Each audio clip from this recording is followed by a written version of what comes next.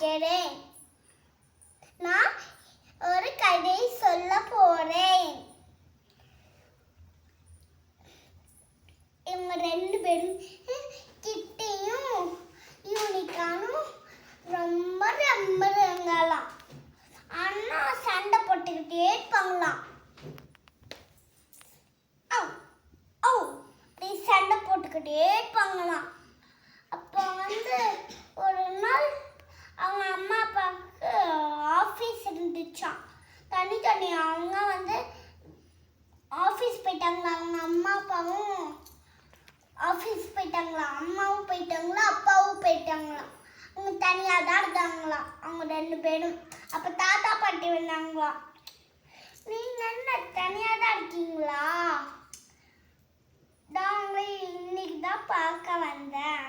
அவங்க அம்மா அப்பாங்கள கேட்கும்போது அவங்க ஆஃபீஸ் போயிருக்காங்க தாத்தா பாட்டி அப்படின்னு சொல்லும் போது நீங்கள் பொய்யா சொல்லி உங்கள் வீடு தானே கழுவி பண்ணிட்டு போயிருக்கேன். இல்லை தாத்தா, அவங்க ஆஃபீஸ் தான் போயிருக்காங்க தாத்தா, நீங்கள் ஏமாத்தாதீங்க தாத்தா அப்படின்னு சொல்லுமா.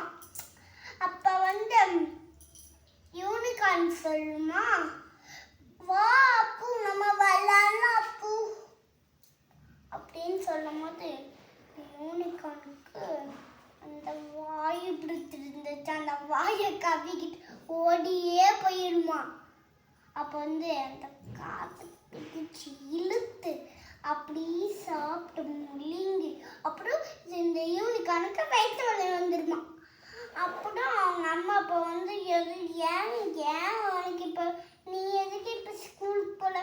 அம்மா நல்லவா, எனக்கு வயிற்று வலிமா, நான் இந்த ஸ்கூலுக்கு போகலாமா, இந்த இந்த இந்த காது இந்த வாய் தான் சாப்பிட்டோமா, எனக்கு வயிறு வலிக்குதுமா அந்த யூனிகார்ன் சொல்லுமா. ஏய் லூசு, அது அடியே அது என்ன தெரியுமா, இது ஒரு பொம்மை. இந்த வாயில வச்சேன்னா அது ஒரு வயிற்று வலி ஒரு சரியில்லாம போகாது.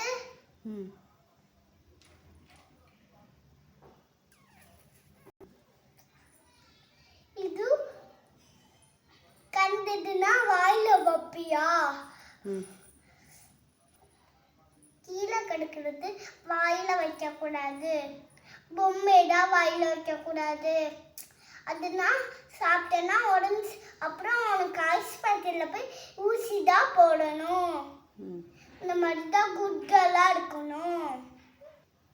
கீழே கிடக்கிறத பொம்மையை தான் வாயில வைக்காம இருங்க. நன்றி, தேங்க்யூ.